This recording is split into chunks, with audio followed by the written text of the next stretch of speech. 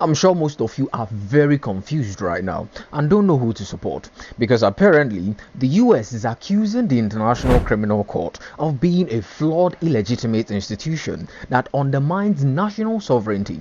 At the same time, the Sahel States, comprising Burkina Faso, Mali and Niger, officially pulled out of the same ICC in September 2025, calling the tribunal a tool of colonial repression and accused it of practicing selective justice against African nations. At face value, they both sound similar, right? A fight against injustice, but that is planets away from the reality. Let me walk you through it. So the Rome Statute of the ICC was adopted by over 120 countries in 1998, including the United States 2 years later in 2000, and by April 11, 2002, it had reached the requisite ratification threshold of 60 countries. By July 11, 2002, the ICC was formally established. The core function was to prosecute individuals for genocide, war crimes and crimes against humanity. However, every single case within the first 10 years of its existence was against African leaders, which in some situations like that of Gaddafi, who was indicted for crushing an armed rebellion that was sponsored and armed by the very same United States, France and Qatar. In fact, some of those heavy weapons they channeled to Libya later ended up with Boko Haram that later started terrorizing you Nigerians much later. I digress. When Gaddafi crushed the rebellion, they accused him of subverting peaceful protesters.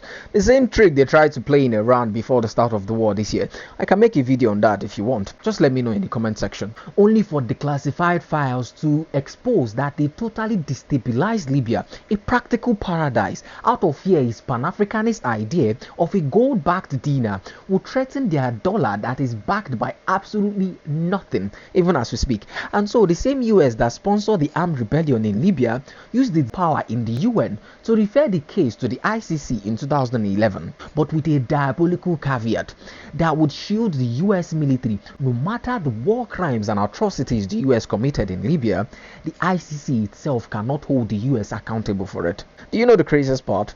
Under President George Bush, the US unsigned the adoption document, effectively cancelling its own membership to join the ICC in 2002, because the ICC lacks jurisdiction unless crimes are committed by or on the soil of an ICC member state. And boy, did it stop there.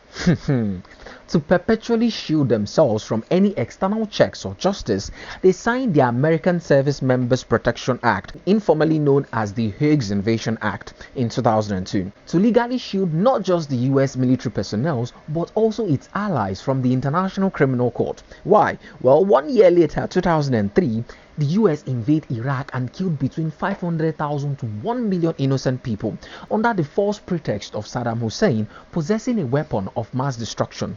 Their own agents in Iraq confirmed that Iraq did not possess a single one of those weapons, yet they killed over 500 to 1 million people, one of the most catastrophic war crimes of the century. And guess how many of those US generals or the president of the US was brought to justice by the ICC? None. So now you understand why the Sahel States called the ICC a neo-colonial tool of repression. But why is the US desperate to destroy and dispose of the ICC for years now? Well, you find out in the part 2 of this video. Like, comment and share if you enjoyed such analytical content. And as always, don't trust, verify.